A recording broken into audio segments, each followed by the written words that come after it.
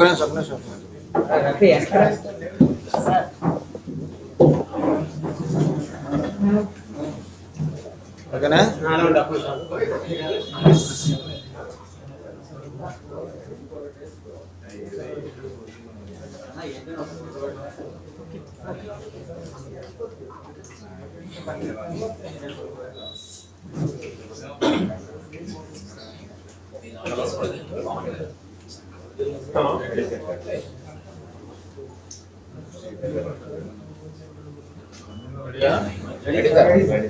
Sir okay sir. అందరికీ ఈరోజు చాలా పవిత్రమైన రోజు, పర్వదినం. దేశవ్యాప్తంగా కూడా ఈ ముక్కోటి ఏకాదశి ఒక పండగ వాతావరణంలో అన్ని వైష్ణవాలయాల్లో బ్రహ్మాండంగా జరుగుతూ ఉంది. మన సింహాచలంలో కూడా ఉదయం స్వామివారి దర్శనం ఉత్తరదానం ద్వారా చేసుకొని రావడం జరిగింది. అలాగే మన ఋషికొండలో ఉన్న టీటీడీ వెంకటేశ్వర స్వామి దేవస్థానంలో కూడా దర్శనం చేసుకోవడం జరిగింది. మీ అందరూ కూడా ఈరోజు అందున్న ప్రధాన ఉద్దేశం ఏంటంటే రేపటితోటి ఈ సంవత్సరం ముగిపోతా ఉంది. మళ్ళీ ఎల్లుండి నుంచి నూతన సంవత్సరం ప్రారంభంగా ఉంది. ఈ సంవత్సరంలో ముఖ్యంగా మన ఆంధ్రప్రదేశ్ రాష్ట్రంలో జరిగిన అభివృద్ధి కార్యక్రమాలు కానీ, రాజకీయ పరిణామాలు కానీ, సంక్షేమ పథకాలు అమలు జరుగుతున్న తీరు కానీ, ముఖ్యంగా ప్రతిపక్ష పార్టీ ఏదైతే వైఎస్ఆర్ పార్టీకి సంబంధించి ఏ విధంగా రాజకీయ దివాళకోరుతనంతో వ్యవహరిస్తున్నారో ఆ విషయాలు ఇవన్నీ కూడా ఒకసారి ఆకలింపు చేసుకునే విధంగా మాట్లాడుకోవాలనే ఉద్దేశంతో చూడటం జరిగింది. ముందు ఏదైతే ఎన్నికలకు ముందు కూటమి ప్రభుత్వం ఏర్పడక ముందు ఎలక్షన్స్ లో 3 పార్టీల కవితో కలిపి ఎన్నికల మేనిఫెస్టో రిలీజ్ చేశారు. ఏ రాజకీయ పార్టీకైనా ప్రధానంగా ఎన్నికలప్పుడు మేనిఫెస్టో అనేది చాలా ముఖ్యమైనది. అంటే రేపు ప్రభుత్వంలోకి వచ్చిన తర్వాత ఏమేమి కార్యక్రమాలు చేస్తాము, ప్రభుత్వం వచ్చిన తర్వాత ఎలా పరిపాలన చేయాలి, మా ఆలోచన ఏంటి అవన్నీ కూడా ఆవిష్కరింప చేసే ఒక విజన్ డాక్యుమెంట్ అది మేనిఫెస్టో. ఆ మేనిఫెస్టోలో భారతీయ జనతా పార్టీతో పాటు ప్రధానంగా తెలుగుదేశం, జనసేన 2 పార్టీలు కూడా కలిపి ఒక మేనిఫెస్టోని అనౌన్స్ చేసినప్పుడు ఈసారి ప్రత్యేకంగా సూపర్ 6 అని ఒక కార్యక్రమాన్ని, ఒక 6 సూపర్ హామీలు, ఏదైతే రాష్ట్రాన్ని ఒక గేమ్ చేంజర్ గా ఉండే 6 హామీలకు సంబంధించి ఆ రోజు ప్రధానంగా ప్రస్తావించడం, ఎన్నికల సమయంలో కూడా దాన్ని మనం విస్తృతంగా ప్రచారం చేశాం. సూపర్ 6 ఈ కార్యక్రమాన్ని. అలాగే అప్పుడు వైఎస్ఆర్ పార్టీ కూడా ఆ సూపర్ 6 పథకాల గురించి ఎగతాళి చేస్తూ వాళ్ళు కూడా మాట్లాడారు. ఆ సూపర్ 6 పథకాలు చేయాలంటే రాష్ట్రం దివాళా తీస్తుంది, అది ఎట్టి పరిస్థితుల్లో కూడా వీలు కాదని చెప్పి కూడా వాళ్ళు చెప్పడం జరిగింది. ఒకసారి మీకు అవన్నీ కూడా గుర్తు చేయాల్సిన అవసరం ఉంది. ఇది ఆ రోజు మనం చెప్పిన ఈ సూపర్ 6 హామీ. సూపర్ 6 ఈ రోజు సూపర్ హిట్ అయింది. అంటే ఏదైతే మనం ఆ రోజు ఎన్నికల ముందు చెప్పామో సూపర్ 6 పేరుతో ఒక 6 హామీలు, ఆ 6 హామీలు కూడా ఒకసారి చూస్తే, ఒకటి, స్కూలుకు వెళ్ళే ప్రతి విద్యార్థికి ఏడాదికి 15,000 రూపాయలు, అంటే తల్లికి వందనం పథకం. అలాగే ప్రతి ఇంటికి ఉచితంగా ఏడాదికి 3 గ్యాస్ సిలిండర్. అలాగే మహిళలకు ఉచిత బస్సు ప్రయాణం. ప్రతి రైతుకి ఏటా 20,000 ఆర్థిక సాయం. అలాగే యువతకి 20 లక్షల ఉపాధి అవకాశాలు. అలాగే ప్రతి మహిళకు నెలకు 1,500 రూపాయలు. ఇందులో 6 హామీలు స్పష్టంగా మేము ఎన్నికల సమయంలో మేము ఇంటింటికి కూడా తిరిగి ప్రచారం చేశాం. అయితే దీంట్లో మీకు ఒక్క ఆ మహిళలకి నెలకి 1,500 రూపాయల కార్యక్రమం ఇంకా మనం అమలు చేయలేదు తప్ప మిగతా 5 కార్యక్రమాలు కూడా అమలు చేసిన విషయం మీకు తెలుసు. ఈ విషయాన్ని మీకు ప్రధానంగా ప్రస్తావిస్తాం.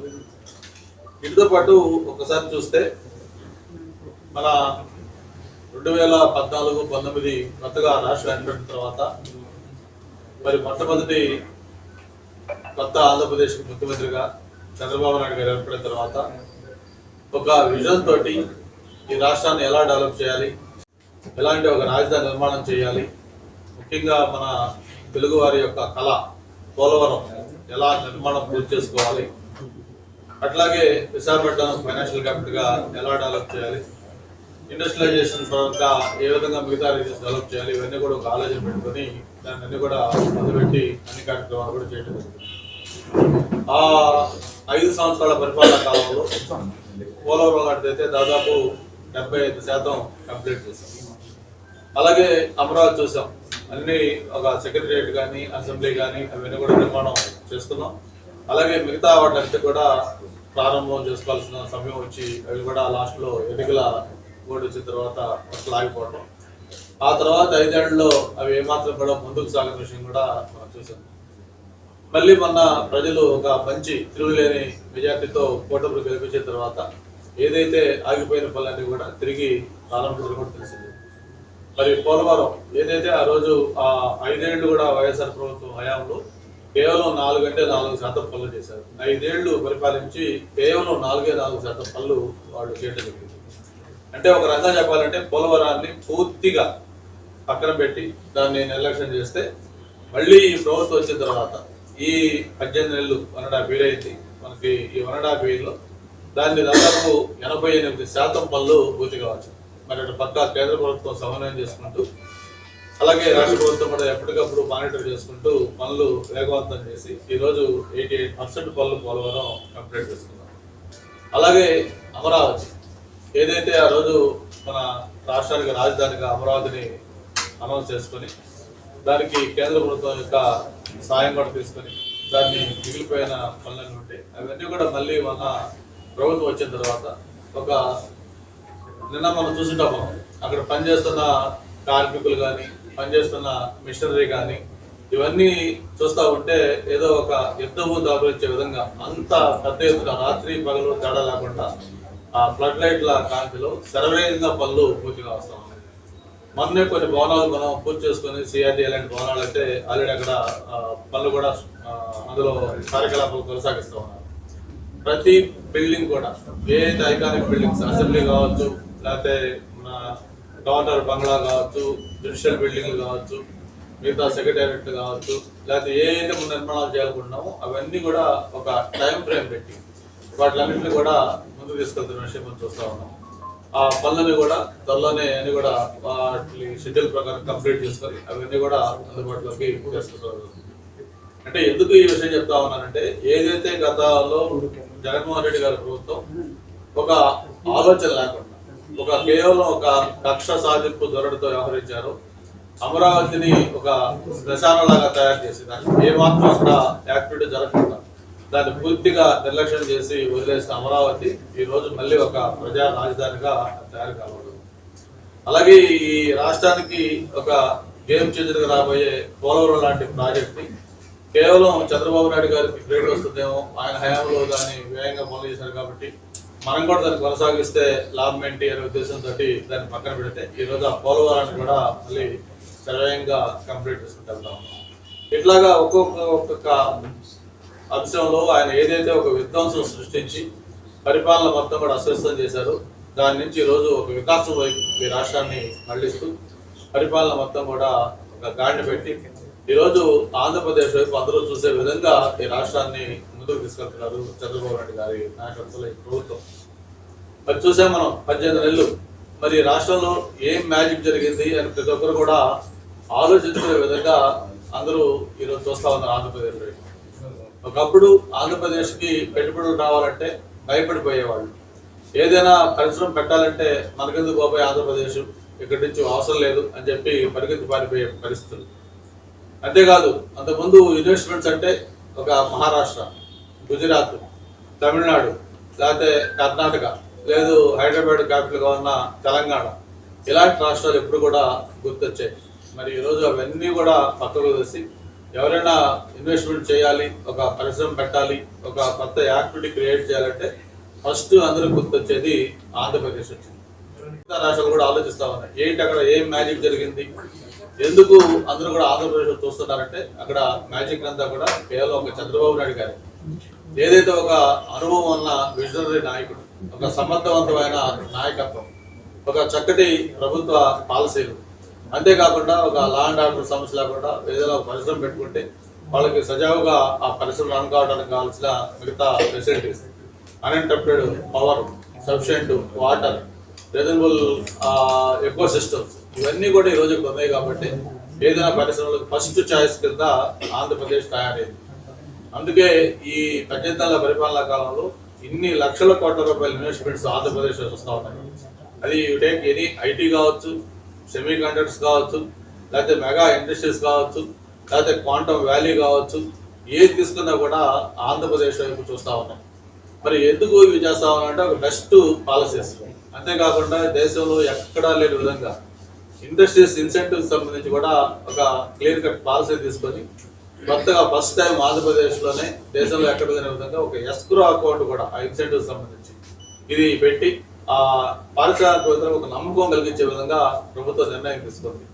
అందుకే పరిశ్రమలు ఇటువైపు పెరుగుదల చేస్తా ఉన్నాయి. గతంలో పరిశ్రమలు చూసాం మనం, ఏదైతే జగన్మోహన్ రెడ్డి గారి హయాంలో కొత్తగా పరిశ్రమలు పెట్టేది పోయి ఇక్కడ ఉన్న పరిశ్రమలు కూడా వాడు మాకు ఇక్కడ వద్దు, ఎక్స్పాన్షన్ అంటే మళ్ళీ మేము వేరే రాష్ట్రాలకు వెళ్తామని వెళ్ళిన సంఘటనలు మనకు తెలుసు. అమర్రాజా బ్యాటరీస్ మరి ఒక తెలుగు వాళ్ళ పరిశ్రమ వేలాది మందికి ఉపాధి కల్పిస్తా ఉంది. అటువంటి అమర్రాజా బ్యాటరీస్ ఎక్స్పాన్షన్ కావాలంటే వాళ్ళు ఏ విధంగా ఆ రోజు ప్రభుత్వం హెరాస్ చేసిందో మనం అందరం కూడా చూసాం. వాళ్ళ హెరాస్మెంట్ తట్టుకోలేక ఆయన మాకు ఇక్కడ మేము పరిశ్రమ కాదు, మేము పక్క రాష్ట్రంకి వెళ్తామని చెప్పని హైదరాబాద్లో, తమిళనాడులో వాళ్ళు యాక్టివిటీస్ స్టార్ట్ చేసుకున్నారు. అలాగే ఆ రోజు లూలు ఏదైతే ఇక్కడ విశాఖపట్నంలో ఒక ఐకానిక్ మాల్ ఒకటి నిర్మిద్దాం, వైజాగ్ ఒక ఇమేజ్ తెచ్చే విధంగా అది కన్స్ట్రక్ట్ చేద్దామని చెప్పి మొత్తం కూడా దాన్ని వాళ్ళకి హ్యాండ్ ఓవర్ చేస్తే దాన్ని కూడా ఆ ముఖ్యమంత్రి గారి యాటిట్యూడ్ తోటి దాన్ని ఇక్కడ లేకుండా పారిపేటెడ్ చేశారు. అంతేకాదు ఆ లూలు యాజమాన్యం అయితే ఒక స్టేట్మెంట్ ఇచ్చారు, ఈ ప్రభుత్వం ఈ ముఖ్యమంత్రి రాష్ట్రంలో అధికారంలో ఉన్నంత కాలం మేము ఇక్కడ పెట్టుబడులు పెట్టాం అని చెప్పి చెప్పడమే కాదు, పక్క రాష్ట్రాన్ని తెలంగాణలోకి వెళ్ళి వాళ్ళు అక్కడ వాళ్ళ యాక్టివిటీ కూడా స్టార్ట్ చేసి దాన్ని కంప్లీట్ చేసి అప్పట్లో కేటీఆర్ గారి చేత అది కూడా ప్రారంభోత్సవం కూడా చేశారు. అంటే అటువంటి యాటిట్యూడ్ ఆ రోజు ఆయన దగ్గర ఉండింది. ప్రభుత్వం ఎప్పుడు కూడా ఒక పాలసీస్ పై నడవాలి, ఏదైనా ప్రజలకి మేలు చేసే విధంగా ఆలోచించాలి తప్ప కేవలం ఒక కక్ష సాధింపు ధోరణితో, కేవలం తన వ్యక్తిగత అజెండాతో ఇప్పుడు కూడా ప్రభుత్వం నడవకూడదు. ఆ ప్రభుత్వం ఎలా పనిచేసిందో మనం ఒకసారి గుర్తు చేసుకోవాల్సిన అవసరం ఉంది. ఏదైతే ప్రభుత్వం వచ్చిన వెంటనే మొట్టమొదటి కలెక్టర్ల సమావేశం పెట్టిన ప్రజావేదిక పర్పస్ ఏంటంటే ప్రభుత్వంలో మంత్రులు, అధికారులు, లేకపోతే ఎవరైతే ఈ నిర్ణయాత్మకమైన పొజిషన్ లో ఉన్నారో అటువంటి వ్యక్తులను కలుసుకోవడానికి ప్రజలకి ఒక ఫెసిలిటీ క్రియేట్ చేయాలనే ఉద్దేశంతో ఒక వేదిక నిర్మించారు, ప్రజావేదిక. ఓకే, దాంట్లో ఏదైనా కొన్ని వైలేషన్స్ ఉండొచ్చు, లేకపోతే ఇంకోటి ఉండవని వాళ్ళు భావించవచ్చు, కానీ ఇది నిర్మించింది ప్రభుత్వం నిర్మించిన నిర్మాణాన్ని ప్రభుత్వం కూల్చివేయడం దేశంలో ఎక్కడ కూడా జరగదు. ఏదైనా ప్రైవేట్ వ్యక్తులు వైలేట్ చేస్తే దాని ఏదైనా కొంచెం యాక్షన్ తీసుకుంటారు, అది ఓకే. లేదు ప్రభుత్వం ఏదైనా వైలేట్ చేస్తే కూడా అది పూర్తిగా నట్ అండ్ బోల్ట్స్ తోటి నిర్మాణం చేసిన ఒక టెక్నాలజీ చేసింది. అది ఒకవేళ ప్రభుత్వం అక్కడ వద్దనుకుంటే దాన్ని వెంటనే మొత్తం ఓడ తీసేసి దాన్ని ఇంకో చోట ఏర్పాటు చేసుకోవచ్చు. కానీ ఆయన యాటిట్యూడ్ ఎలాగా ఉందంటే ఆ కలెక్టర్ కాన్ఫరెన్స్ ఎక్కడైతే పెట్టాడో ఆ మీటింగ్ లో అనౌన్స్ చేసి ఆ మీటింగ్ అంతా అక్కడ పెట్టుకుని ఈ బిల్డింగ్ ని మనం కూల్చేస్తున్నాం, దీని నుంచి ఎగ్జాంపుల్ ఇద్దాం అని చెప్పి ఆ బిల్డింగ్ ని కూల్చేయడం జరిగింది. కూల్చేయడం కూడా ఎలాగంటే ఒక పైశాచికంగా వ్యవహరిస్తే ఎలా ఉంటుందో ఆ సాడిజం మెంటాలిటీ తోటి ఆ బిల్డింగ్ కూడా ఆ ప్రొక్లైన్లు జేసీబీలు తెచ్చి దాన్ని కూల్చేసి కనీసం ఆ డెబ్రిస్ కూడా ఏదైతే ఆ కూల్చేసిన రేకులు కానీ లేకపోతే ఆ షీట్లు కానీ లేదా మీద ఇనప ఈ కమీలు కానీ కూడా అక్కడి నుంచి తొలగించకుండా అది అక్కడే ఆ కుప్పని అలాగే ఆ 5 అడుగులు ఉంచారు. అంటే ఏంటంటే పక్కనే గౌరవ చంద్రబాబు నాయుడు గారి నివాసం ఉంటున్నారు. చంద్రబాబు నాయుడు గారి నివాసం నుంచి బయటకు వచ్చేటప్పుడు అలాగే ఇంటికి వెళ్ళేటప్పుడు ప్రతిసారి కూడా దాన్ని చూస్తూ బాధపడాలి అని ఒక శాడిజం మెంటాలిటీ. అంతేకాదు దాన్ని నిర్మాణం కూల్చేసిన తర్వాత మరి ఆ రోడ్లో మొత్తం ఆ కరకట్ట రోడ్ ఏదైతే ఉన్నాయో దాదాపు 16-17 వెల్డింగ్స్ ఉన్నాయి. మరి అవన్నీ కూడా యాక్చువల్ గా వాళ్ళు ఏదైతే వ్యతిరేకం అనుకుంటున్నారో దానికి సంబంధించినవి. కానీ ఏ ఒక్కటి కూడా ఆ రోజు దాన్ని మిగతా టచ్ చేయాలి. అంటే కేవలం చంద్రబాబు నాయుడు గారు ఒక ప్రజావేదిక కట్టాడు, ఇది ప్రజలకు అందరికీ అనుకూలంగా ఉంది, దీనికి మంచి పేరు వచ్చింది కాబట్టి దీన్ని మనం కూల్ చేయాలి అనే ఒక సాడిజం మెంటాలిటీ కూల్ చేశాడు తప్ప వేరే ఉద్దేశం కాదు. అంటే ఎందుకు ఇది మళ్ళీ మళ్ళీ చెప్తున్నానంటే ఆ రోజు ఆ ప్రభుత్వ వైఖరి ఎలాగుందంటే కేవలం ఒక కక్ష సాధింపు. అంతేకాదు ఆ 5 ఏళ్ళు కూడా ఎలాంటి పరిపాలన చేశారో మనం చూసాం. ముఖ్యంగా తెలుగుదేశం పార్టీ నాయకుల పైన, కార్యకర్తల పైన ఎలాంటి కక్ష సాధింపు చేసేవాళ్ళు. ఎలాగా ఆ రోజు అచ్చెన్నాయుడు గారి దగ్గర నుంచి, కొల్లు రవీంద్ర గారి దగ్గర నుంచి ఇట్లా వరుసగా ఆయన పాత్ర గారు కావచ్చు, ఇట్లా మొత్తం అందరి మీద ఎవరికి అంత సీనియర్ నాయకుడు, ఈ దేశంలోనే ఒక క్రెడిబిలిటీ ఉన్న నాయకుడు, ముఖ్యంగా విజనరీ నాయకుడిగా ప్రపంచంలోనే అనేక కంపెనీల దగ్గర నుంచి కూడా పొగడ్తలు పొంది ఒక మంచి రోల్ మోడల్ గా ఉన్న చంద్రబాబు నాయుడు గారు లాంటి వ్యక్తిని కూడా ఒక ఫాల్స్ దీంట్లో పెట్టి ఆ ఏజ్ లో అటువంటి ఆ వ్యక్తిని కనీసం ప్రొసీజర్ కూడా ఫాలో కాకుండా ఆయన్ని అరెస్ట్ చేయడం జరిగింది. అరెస్ట్ చేస్తే చూసాం ప్రజల నుంచి కూడా రెస్పాన్స్ ఎలా వచ్చిందో. ఒక రాష్ట్రం కాదు, దేశం కాదు, ప్రపంచంలో తెలుగు వాళ్ళు ఎక్కడున్నారు అన్ని చోట్ల నుంచి కూడా దాని మీద ప్రజలు స్పందించే విధంగా ఆయనకి రెస్పాన్స్ వచ్చింది. అంటే పవన్ కళ్యాణ్ గారు ఆయన చూడటానికి వస్తా ఉంటే ఆయన విమానంలో కూర్చుంటే విమానం టేకాఫ్ కాకుండా విమానాన్ని ఆపేసిన సంఘటనలు గుర్తున్నాయి. చివరికి ఆయన బై రోడ్ వద్దామని చెప్పి రోడ్డు మీద వస్తూ ఉంటే ఆయన వెహికల్కి అనుమతి ఇవ్వకపోతే చివరికి రోడ్డు మీద ఆయన పడుకొని నిరసన చేసి తెలియజేసి ప్రజల యొక్క ఇది ఎక్కువైతే అప్పుడు చివరికి ఆయనకి వదిలేయాల్సి వస్తుంది. అంటే ఒక అన్డెమోక్రటిక్ గా ప్రజాస్వామ్యాన్ని పూర్తి చేసే విధంగా ఆ జగన్మోహన్ రెడ్డి గారు 5 ఏళ్ళు కూడా పరిపాలన అలా సాగింది. మరి ఈ 5 ఏళ్ళు ప్రజలు చూశారు. మళ్ళీ కూడా ఈ ప్రభుత్వం వస్తే మా భవిష్యత్తు ఏంటి, ఇటువంటి ప్రభుత్వం మళ్ళీ వస్తే మన పిల్లల భవిష్యత్తు ఏంటి, ఈ రాష్ట్రం ఏమవుతుందని ఒక భయము, ఆందోళన, కోపం, కసి, అసహ్యం.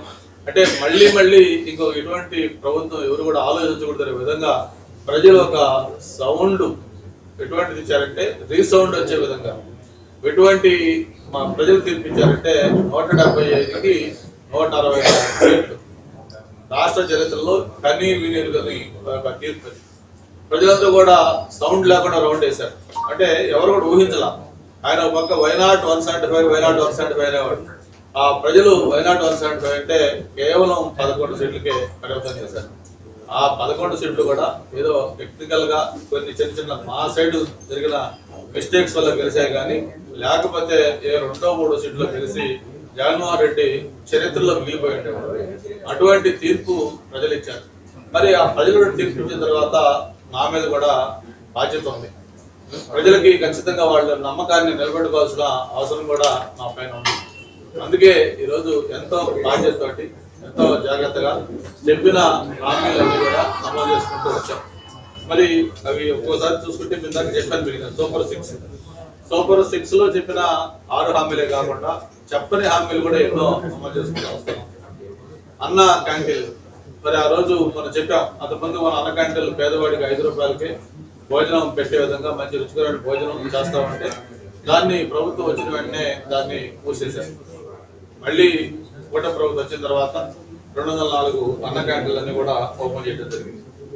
తల్లికి వందనం ఏదైతే మనం పిల్లలకి స్కూల్ గోయింగ్ పిల్లలకు ఉన్నారో వాళ్ళకి ఇస్తున్నామో ఆ పథకం కింద ఎన్నికలకు ముందు జగన్మోహన్ రెడ్డి గారు ఏం చెప్పారో మనం చూసాం. జగన్మోహన్ రెడ్డి గారు చెప్పడమే కాదు, వాళ్ళ సతీమణి భారతి గారితో కూడా చెప్పించారు. ఇంట్లో ఎంతమంది పిల్లలు ఉంటే అంతమంది పిల్లలకి ఇస్తామని చెప్పారు. కానీ అధికారంలోకి వచ్చిన తర్వాత దాన్ని పక్కన పెట్టి ఇది అమ్మఒడి, అమ్మ అంటే ఒక్కరే కదా, అమ్మకి ఇచ్చే కార్యక్రమం ఇది కాబట్టి పిల్లలు ఎంతరున్నా ముగ్గురున్నా మాకు సంబంధం లేదు, ఒక్కరికే ఇస్తామని చెప్పేసి పిల్లలకి పెట్టారు. కట్టితే దాని తల్లిదండ్రులకి అదొక పెద్ద పరీక్ష. ఇంట్లో 2-3 పిల్లలు ఉంటే మీరు ఏ బిడ్డ చదివించుకుంటారో తేల్చుకోండి అంటే ఆ తల్లిదండ్రులకు నిజంగా అది విష పరీక్ష. ఆ బాధ గమనించి మనం ప్రభుత్వం వచ్చిన తర్వాత ఇంట్లో ఎంతమంది పిల్లలు ఉంటే అంతమందికి ఇస్తామని చెప్పని తల్లికి వందనం చెప్పడం, చెప్పిన మాట ప్రకారం మొత్తం 67.27 లక్షల మందికి 10,000 కోట్లు ఇది మొత్తం అందరికి కూడా ఈ తల్లికి వందనం పథకం మనం ఇస్తా ఉన్నాం. వాళ్ళంతకుముందు 45 లక్షల మందికి ఇచ్చేవాళ్ళు. అంటే అంత 22 లక్షల మందికి ఎక్స్ట్రాగా మనం తల్లికి వందనం ఇస్తా ఉన్నాం. అలాగే ఈ ఉచిత బస్సు అది కూడా మీకు అందరూ కూడా తెలుసు, 1144 కోట్ల రూపాయలు ప్రతి సంవత్సరం కూడా ఖర్చు అవుతా ఉంది. అలాగే అన్నదాత సుఖీభవ 46 లక్షల మంది రైతులకి ఇప్పటికే 6,310 కోట్లు వారి ఖాతాలో జమ చేయడం జరిగింది 2 విడతలుగా. మిగతా ఇంకొక ఇది కూడా అయ్యాలి, త్వరలో ఇది కూడా వేస్తామని తెలియజేసుకుంటాం. అలాగే దీపం పథకం, దీని కింద ఏడాదికి 3 ఉచిత సిలిండర్లు, దీనికి కూడా 2,684 కోట్ల రూపాయలు ఈ ఉచిత సిలిండర్ల పథకం కింద ఇవ్వడం జరుగుతుంది. అలాగే ఇక ప్రధానంగా పెన్షన్లు ఉన్నాయి. ఏదైతే ఎన్టీఆర్ భరోసా పెన్షన్లు మీకు గుర్తున్నాయి.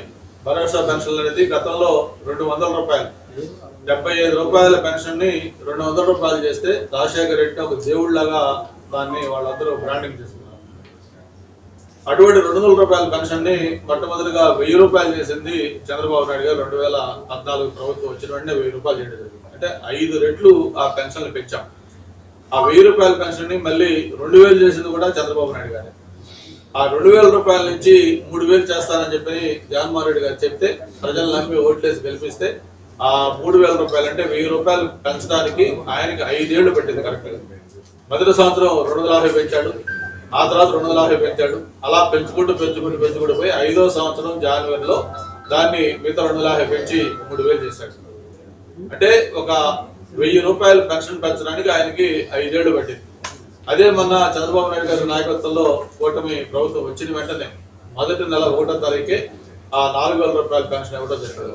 4000 రూపాయలే కాదు, ఎన్నికల కోడ్ అప్పుడు వచ్చి 3 నెలలు పెన్షన్ లాగిపోతే ఆ 3 నెలలు కూడా అరియర్స్ కలిపి 3000 ప్లస్ 4000 కలిపి 7000 రూపాయలు ఒకే రోజు 1వ తారీఖున ఒక పండగ వాతావరణంలో ఆ పెన్షన్లు ఇస్తా ఉన్నాం. అంటే ఇది ప్రభుత్వం యొక్క కమిట్మెంట్ అని చెప్పి కూడా తెలియజేసుకుంటూ, అది మొత్తం చూసుకుంటే ఈ ఇప్పటికే దాదాపు 51,000 కోట్ల రూపాయలు పెన్షన్ల రూపాయన దాదాపు 65 లక్షల మంది పెన్షన్లు. ఇందులో రకరకాల కేటగిరీస్ ఉన్నాయి. దివ్యాంగులు ఉన్నారు, అలాగే సీరియస్లీ ఇల్లు ఉన్నారు, గీత కార్మికులు లాంటి వాళ్ళు ఉన్నారు, రకరకాల కార్మికులు ఉన్నారు. దీంట్లో పెన్షన్లు తీసుకునే వాళ్ళు 4,000 నుంచి 15,000 రూపాయలు, 6,000 పెన్షన్లు తీసుకుని ఉన్నారు, 10,000 ఉన్నారు, ఈ 15,000 ఉన్నారు. అంటే ఇన్ని కేటగిరీస్ పెన్షన్లు ఇంత పెద్ద మొత్తంలో పెన్షన్లు ఇస్తున్న రాష్ట్రం ఇంకొక రాష్ట్రం ఈ దేశంలో లేదు. ఇది ఈ పెన్షన్లకు సంబంధించి. ఇక మత్స్యకారులకు అయితే వేట నిషేధ సమయంలో 20,000 చొప్పున 250 కోట్లు ఇచ్చేస్తా ఉన్నాం. అలాగే మరమగ్గాలకు 500 యూనిట్లు, మగ్గాలకు 200 నేతలకు ఉచిత విద్యుత్. ఇవే కాకుండా 2.9 లక్షల మంది ఆటో డ్రైవర్లకు ఏడాదికి 15,000 చొప్పున 436 కోట్లు. అర్చకులకు, ముస్లింలకు, పాస్టర్లకు, జూనియర్ లాయర్లకు గౌరవ వేతనం ఇవ్వడం జరుగుతూ ఉంది. దీంతో పాటు ప్రధానంగా మెగా డిఎస్సి. మరి గతంలో 5 ఏళ్ళు ప్రభుత్వం ఉంటే వైసీపీ ప్రభుత్వం 5 ఏళ్లలో కూడా ఒక్కటంటే ఒక డిఎస్సి పెట్టాల, ఒక్క టీచర్ రిక్రూట్మెంట్ చేయాల. అటువంటిది ఈ ప్రభుత్వం వచ్చిన వెంటనే మెగా డిఎస్సి పెడతామని చెప్పిన మాట ప్రకారం మొదటి సంవత్సరమే మెగా డిఎస్సి 16,000కు పైగా పోస్టులకి పిలవటం, టెట్ ఎగ్జామినేషన్ పెట్టడం, మొత్తం సెలక్షన్ చేయటం, పోస్టింగ్లు ఇవ్వటం, వాడి ఉద్యోగాలు కూడా జాయిన్ చేసుకుంటా ఉన్నాం. మరి ఎప్పుడు కూడా కానీ వినియోగ రీతిలో ఒకేసారి ఈ గ్రామ సభలు పెట్టి 13,366 గ్రామ సభలు రాష్ట్రం మొత్తం ఒకే రోజు గ్రామ సభలు పెట్టి గ్రామాల్లో పనులు ఏ విధంగా చేయాలి ఏంటి మీద కూడా మనం నిర్ణయం తీసుకొని ఆ పెద్ద ఎత్తున కార్యక్రమాలు చేస్తున్న విషయాన్ని చూస్తాం. అలాగే విద్యారంగంలో అయితే మనం చూస్తా ఉన్నాం పెరుమార్పులు. ఒక మెగా పేరెంట్ టీచర్స్ మీటింగ్, ఒక గిన్నిస్ బుక్ రికార్డులో ఏ విధంగా ఆ ప్రోగ్రాంలు పెట్టుకున్నాం. సరైపల్లి రాధాకృష్ణ పేరుతోటి ఒక బ్రహ్మాండమైన పిల్లలకి యూనిఫామ్స్, బెస్ట్ కిట్స్, అలాగే మంచి మిడ్ డే మీల్, మంచి క్వాలిటీ మిడ్ డే మీల్, ఇవన్నీ కూడా వాళ్ళకి అందిస్తా ఉన్నాం.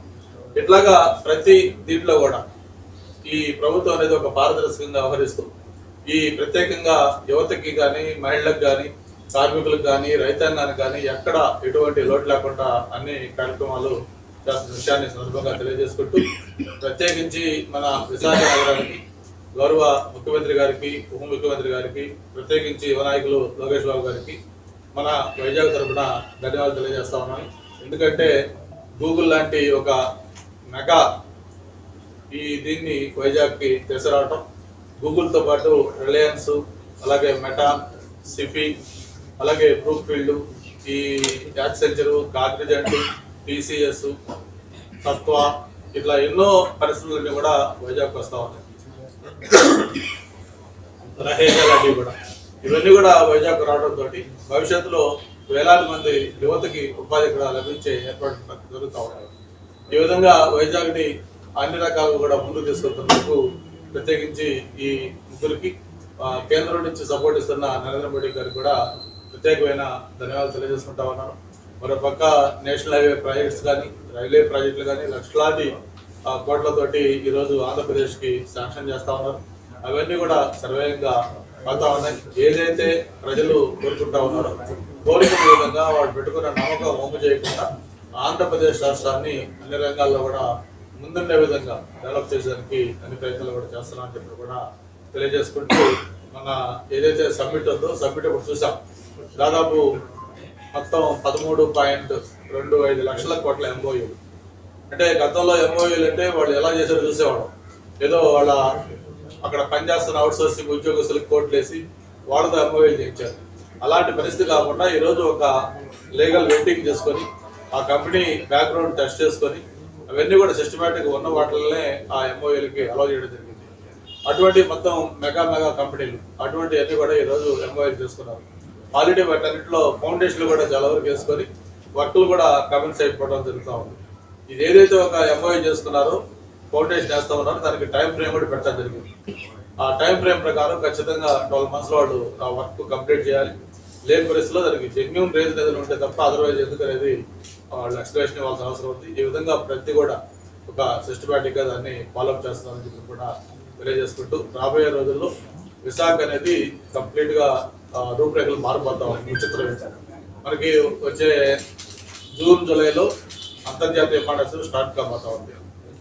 రేపు 4వ తారీఖున రామ్మోహన్ రెడ్డి గారి ఆధ్వర్యంలో దాన్ని ఫస్ట్ ట్రయల్ ఇది కూడా చూస్తున్నారు.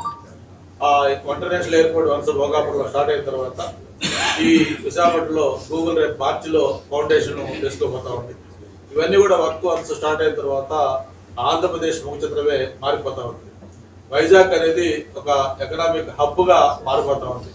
డేటా సెంటర్స్ అయితే అమెరికా తర్వాత ఇండియాలోనే కాదు ఏ దేశంలో లేనట్టు మన ఈ డేటా సెంటర్స్ గూగులే కాదు, గూగుల్తో పాటు మొత్తం 6 GW ఈ డేటా సెంటర్స్ వైజాగ్ రాబోతా ఉన్నాయి. కోట్లాది రూపాయలు ఒక్క ఏదైతే గూగుల్ ఉందో గూగుల్ ఒకటే 1,30,000 కోట్ల రూపాయల ఇన్వెస్ట్మెంట్స్. అట్లాగే రిలయన్స్ కావచ్చు, మెటా కావచ్చు, టీసీఎస్ కావచ్చు, సిఫీ కావచ్చు, ఇట్లా ఇవన్నీ కూడా ఈ డేటా సెంటర్లు వస్తా ఉన్నాయి. వీటితో పాటు ఐటీ కూడా మనం చూస్తా ఉన్నాం. కాకరచేడు మొన్నే చంద్రబాబు గారి చేతుల మీదుగా శంకుస్థాపన చేసుకున్నాం. దాదాపు 25,000 మందికి వాళ్ళు ఇక్కడ ఎస్టాబ్లిష్మెంట్ వాళ్ళతో చేస్తా ఉన్నారు. సత్వ ఈరోజు హైదరాబాద్ లో నాలెడ్జ్ సిటీ పేరుతోటి బెంగళూరు కానీ ఇవన్నీ కూడా ఎక్స్ట్రాడనరీ బిల్డింగ్స్ కట్టిన వాళ్ళతో ఇక్కడ ఏర్పాటు చేస్తా ఉన్నారు. వరల్డ్ ట్రేడ్ సెంటర్, రహేజా అన్ని ఈరోజు ఒక సోకాల్డ్ మనం అందరం ఎప్పుడు గొప్పగా చెప్పుకునే కంప్యూటర్ని కూడా వైజాగ్ వైపు చూస్తా ఉన్నాయి.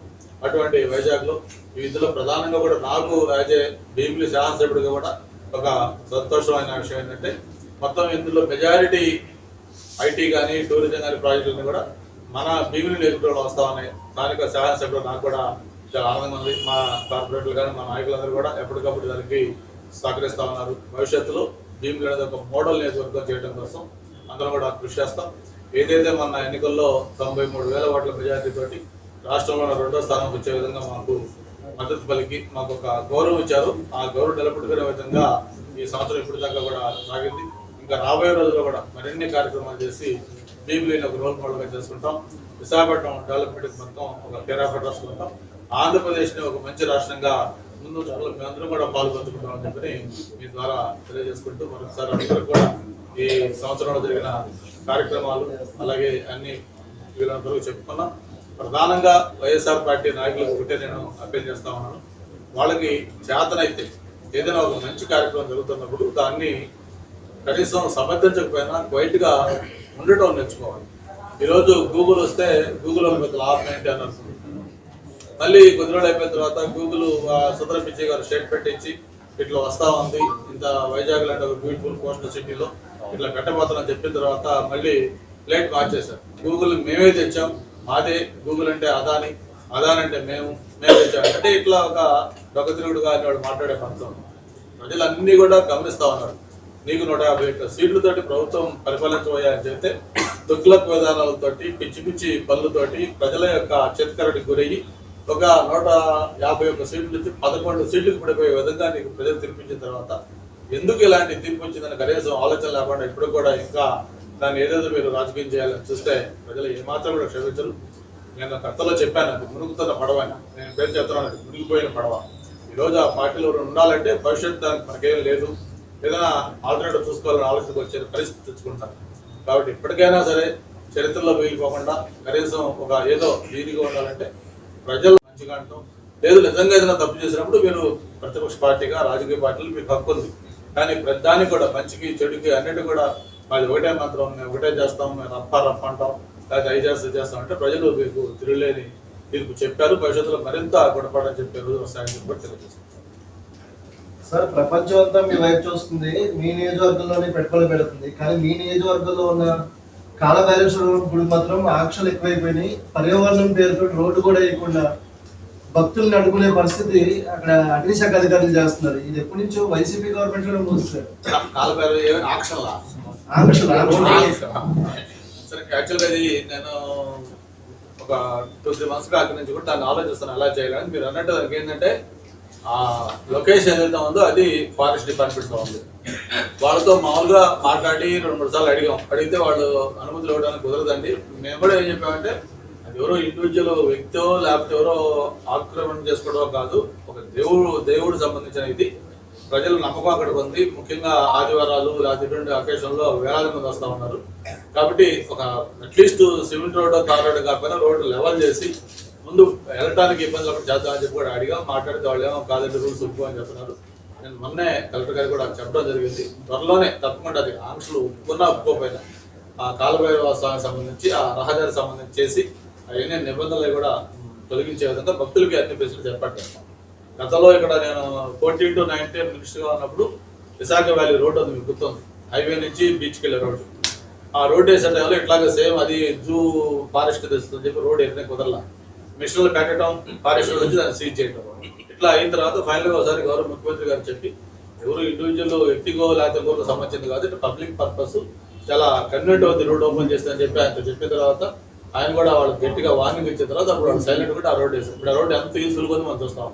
నేను చెప్పింది చాలా మంచి పాయింట్. తప్పకుండా కాలభైరవ స్వామికి సంబంధించి దాని మీద త్వరలో దృష్టి పెడతాం. అని సిమెంట్ రోడ్ తార్ రోడ్ చెప్పను కానీ డెఫినెట్ గా దానికి అప్రోచ్ మాత్రం బాగా చేస్తాను. డెఫినెట్ గా అది నా దృష్టిలో ఉంది. తప్పకుండా చేస్తాం. సార్, గూగుల్ డేటా సెంటర్ కి సింహాచలం దేవస్థానానికి సంబంధించి భూములు కేటాయించారు అంటే ఇప్పుడు ఇక్కడ మెయిన్ వాళ్ళ యాక్టివిటీ తల్లువాడ ఏదైతే ఆనందపురం భీమిలి కాన్స్టిట్యూన్సీ ఉందో అక్కడ 380 ఎకరాలు అది ల్యాండ్ కూలింగ్ అక్విజిషన్ చేసి కూడా అది ఇస్తాం మెయిన్ సైడ్. దాంతో పాటు అడివరం, రాంబిల్ 2 చోట్ల కూడా పెట్టాలన్నమాట. మీద ఆల్రెడీ ప్రభుత్వం అక్కడ సింహాచలం సంబంధించిన ఇవ్వాలనుకుంటున్నారు. ఫైనల్ గా ఇచ్చేటప్పుడు దానికి సింహాచలం భూములు ఎవరికైనా ఇస్తే ఏం చేయాలంటే మాకు ఆల్రెడీ ఒక ప్రొసీజర్ ఉంది. దానికి ఆల్టర్నేటివ్ ల్యాండ్. ఆ ల్యాండ్ అంటే ఇక్కడ ఏదో 150 ఎకరాలు తీసుకుంటే ఎక్కడో 40 ఎకరాలు 60 ఎకరాలు కాదు. దానికి ఏ వాల్యూ ఉంటుందో ఆ వాల్యూకి సరిపోయేంత ల్యాండ్ వాళ్ళకి ఇవ్వాలి. ఇప్పుడు మనం సమాచారానికి ఇప్పుడే చేస్తాం. అలాగే కానీ గూగుల్ వాళ్ళకి ఇక్కడ సరిపోతుంది బాగుంటుంది అనుకుంటే దానికి విలువతో సమానమైంది. ఎక్స్టెన్షన్ కాదు, వాళ్ళకి అందరికీ ఆమోదయోగ్యమైనది వాళ్ళకి ల్యాండ్ ఆర్డర్. సరే, బిల్డింగ్ మీద మీ ఒపీనియన్ ఏముంది సార్? బీజేపీ ఎమ్మెల్యే దాన్ని వేరేగా ఉపయోగించాలన్నారు. క్యాబినెట్ సబ్ కమిటీ మాత్రం ప్రొటెక్ట్ మంచిది. క్యాబినెట్ సబ్ కమిటీ ఏమి ఇద్దరు నిర్ణయం తీసుకోలేదు. గౌరవ ముఖ్యమంత్రి గారు, ఉప ముఖ్యమంత్రి గారు అందరూ కూడా దాని మీద చాలా సీరియస్. ఎందుకంటే 1.5 year అయింది, నిర్మాణాలు కూడా పాడైపోతా ఉన్నాయి. అంత 500 కోట్ల రూపాయలు పెట్టారు. దాన్ని ఏ విధంగా చేస్తే అందరికీ ఉపయోగం ఉంటుంది, బాగుంటుంది రాష్ట్రానికి కూడా ఉద్దేశం కదా సీరియస్ గా దృష్టి పెట్టండి అని చెప్పి చెప్పడం జరిగింది. ముఖ్యమంత్రి గారు వైజాగ్ వచ్చిన ప్రతిసారి కూడా ఇక్కడ ఉన్న అందరూ నాయకులతో కూడా చెప్తా ఉన్నారు. అందుకే దాన్ని స్పీడప్ చేయడం కోసం క్యాబినెట్ సబ్ కమిటీ వేశారు. పయ్యావల కేశవ్ గారు, దుర్గేష్ గారు, స్వామి గారు, సత్యకుమార్ గారితో వాళ్ళు ఇప్పటికే 4-5 దఫాలు కూర్చున్నారు. రకరకాల ప్రపోజల్స్ తీసుకుంటా ఉన్నారు. వాళ్ళ దగ్గరికి వాళ్ళు కొన్ని హోటల్స్ వాళ్ళు మేము తీసుకుంటాము, మాకు ఈ విధంగా అయితే అని చెప్పి వాళ్ళు ఇప్పుడు ప్రపోజల్స్ ఇచ్చారు. అవన్నీ చెప్పారు తప్ప దాని ఏ నిర్ణయం తీసుకోలేదు. విష్ణుకుమార్ రాజు గారు చెప్పింది ఏంటంటే ఇక్కడ స్థానిక ప్రజాప్రతినిధులతో మాట్లాడమన్నారు. వాళ్ళు కూడా క్యాబినెట్ సబ్ కమిటీ కూడా త్వరలోనే వైజాగ్ రాబోతా ఉన్నారు. ఇక్కడ అందరితో కూడా మాట్లాడతారు. ఆల్రెడీ దాని మీద బిల్డింగ్ సంబంధించి కూడా ఇంకేమైనా నిర్మాణం ఎక్స్ట్రా చేసుకోవచ్చా, పైన ఎక్స్ట్రా రూల్ వేయొచ్చా, లేకపోతే ఇంకేమైనా పక్కన ల్యాండ్ గడ్ ఉందా, ఇవన్నీ కూడా వైబుల్ కావాలంటే తీసుకోవడానికి ఎలా చేయాలి, అసలు ఏం చేయాలి, అక్కడ హోటల్సా, టూరిజం సంబంధించా, లేదా ఇంకోట ఏంటనేది ఇంతవరకు ఏమి నిర్ణయం ఏది తీసుకోవాలి. విష్ణుకుమార్ రాజు గారు ఏంటంటే మాతో కూడా మాట్లాడినారు. తప్పకుండా అందరితో కూడా మాట్లాడి నిర్ణయం తీసుకుంటారు. అంటే అలాగే సార్, స్టేట్ కి సంబంధించి ఆల్రెడీ టూరిజం డిపార్ట్మెంట్ సంవత్సరాలు అయిపోయినప్పుడు ఇప్పటికీ అదేదో ఇక్కడే పెట్టుకుంటే నడుస్తుంది. సాలార్జంగ్ మ్యూజియం పెట్టుకున్నారు, అదే తరాలు మరి డెవలప్ చేస్తే ఆ పాసిబిలిటీస్ ప్రపోజల్ కూడా ఉంది. ఇప్పుడు ఏది చేయాలనేది హోటల్కి ఇవ్వాలా, లేకపోతే మ్యూజియం చేయాలా, వరల్డ్ ట్రేడ్ సెంటర్ లాగా దాన్ని పెట్టాలా, లేకపోతే స్పిరిచువల్ సెంటర్ చేయాలా, లేకపోతే ఇంకోటి చేయాలా, కూడా ఏది చేయాలన్నా కూడా మెయింటెనెన్స్ తో కూడుతుంది ఫస్ట్ పాయింట్. ఊరికే దాన్ని ఇక్కడ పెడితే అట్లా వదిలేటే కుదరదు, అది డైరెక్ట్ గా సీమ్ తెలియదు కాబట్టి ఆ మెయింటెనెన్స్ కూడా చాలా ఎక్కువ అవుతుంది. ఆ మెయింటెనెన్స్ దృష్టిలో పెట్టుకోవాలి, ఆ లొకేషన్ శానిటీ దెబ్బతినకుండా చేయాలి, ఇవన్నీ దృష్టిలో పెట్టుకొని అందుకే ఇంత డిలే అయింది. ఎందుకు ఏంటంటే దాన్ని అందరూ మెచ్చుకునే విధంగా నిర్ణయం తీసుకోవాలి, డిలే అవుతుంది. ఒక్క నిమిషం. సింహాచలం ప్రసాదంలోని నిన్నటి నుంచి వైరల్ అవుతుంది. సింహాచలం ప్రసాదం పులిహారలోని నత్త పడ్డది. అది అంటే నిజం అబద్ధం, ఎక్కడ వాళ్ళు భక్తులు ఎక్కడ వాళ్ళు అనేది కూడా ఏ ఊరు అనేది అనౌన్స్ చేయలేదు సార్. ఈ రోజు విపరీతంగా ట్రోల్ అయింది. దాని మీద ఈవో కానీ సంబంధిత అధికారులు కానీ స్పందించట్లేదు. కనీసం పోలీస్ కంప్లైంట్ ఇస్తే రేపు పొద్దున అటువంటి తప్పుడు ప్రచారమైనా ఆగుతుంది. మరి దేవుడు కార్యక్రమాలు ఈరోజు మంచి రోజు అటువంటివన్నీ ఈ విధంగా చేస్తున్నారు. వైసీపీకి సంబంధించిన లీడర్ కూడా స్పందించారు. ఇప్పుడే వైసీపీ వాళ్ళు కూడా దాని మీద స్పందించారు. అదే పాలకులు పట్టించుకోవట్లేదు, కూటమి వాళ్ళకి ఇటువంటి వాటి కోసం చూస్తా ఉంటారు ఇప్పుడు జరుగుతుంది. దాని మీద మీరు చెప్పినట్టుగా అది సోషల్ మీడియాలో ట్రోల్ అయ్యే వెంటనే నేను ఈఓని ఎక్స్ప్లెనేషన్ అడిగాను. అది యాక్చువల్ గా ఈఓ చెప్పిన ఇన్ఫర్మేషన్ ప్రకారం ఏంటంటే, ఒక యూట్యూబర్ వైఫ్ అండ్ హస్బెండ్ వచ్చారు ఒక ప్రసాదం కౌంటర్ దగ్గర. అతన్ని సరిగా వాళ్ళు ఏదో రెస్పాండ్ కాకపోతే అతను అక్కడ వార్న్ చేసి నేను ఇట్లా చేస్తున్నాను అని చెప్పి అతను మరి ఆ విధంగా చేశాడని చెప్పి వాళ్ళు చెప్పింది. తర్వాత దాన్ని ఏదైతే వాళ్ళు ఇచ్చిన ప్రసాదం నత్త అన్నారో దాన్ని చూస్తే ప్రసాదంలో నత్తుంటే దాని కండిషన్ వేరే ఉంటుంది, వేరే దాన్ని అంత అయిపోయినాక ప్రసాదం తెచ్చి పెడితే ఒకలాగా ఉంటుంది. సో ఇటన్నిటికంటే ప్రధానంగా అతనితో మాట్లాడిన తర్వాత వాళ్ళు ఎందుకు అయ్యాక చేశామంటే, అతను చెప్పిన సమాధానం ఏంటంటే, నేను ప్రసాదం కౌంటర్ దగ్గర నాకు మీ వాళ్ళ ట్రీట్మెంట్, వాళ్ళ యాటిట్యూడ్ అప్రోచ్ నాకు నచ్చలేదు, వాళ్ళ రెస్పెక్ట్ లేదు కాబట్టి నేను చేశాను. అంటే ఇట్లా మీరు అన్నట్టే ఈరోజు పర్వజనం ముక్కోట ఏకాదశి వేలాది భక్తులు వస్తా ఉన్నారు, ఈ సమయంలో చేస్తే తప్పు కదా అని అడిగితే, అందుకే కదా నేను డిలీట్ చేశాను, దాన్ని నేను తీసేశాను కాబట్టి ఇక అది లేదు, నేను ఈరోజు దర్శనానికి వస్తున్నాను, నాకు జాతకం చూసుకోవడానికి కూడా మళ్ళీ చెప్పాడంట. మళ్ళీ ఆయన వాళ్ళతో వస్తారో చూసారు వాళ్ళు, ఆయన రాలేదు. వస్తే నేను చెప్పాను నిజంగా కానీ తప్పు అయ్యి ఆయన కావాలని చేస్తే పోలీస్ కంప్లైంట్ ఇవ్వండి, ఇటువంటి భవిష్యత్తులో జరగకుండా యాక్షన్ తీసుకోవాలని కూడా చెప్పాను. అయితే అతను ఏంటంటే అతను మాత్రమే మళ్ళీ నేను డిలీట్ చేశాను. ఇప్పుడు మీరు చెప్పాలి ఉందో లేదు మరి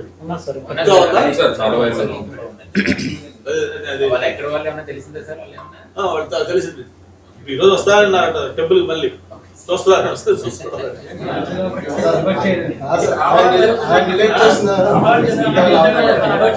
కావాలని చేశాను, డిలీట్ చేశాను కూడా చెప్పాడు మళ్ళీ. అందుకందుకే ఇప్పుడు మళ్ళీ అనుకుంటాను ఈరోజు దర్శనానికి వస్తున్నాను కూడా స్పందించారు సార్. నోటీసులు కూడా జారీ చేశారు. చెప్పాను నేను కూడా చెప్పాను, అందరికి చెప్పాడు కాబట్టి కావాలని చేశాను.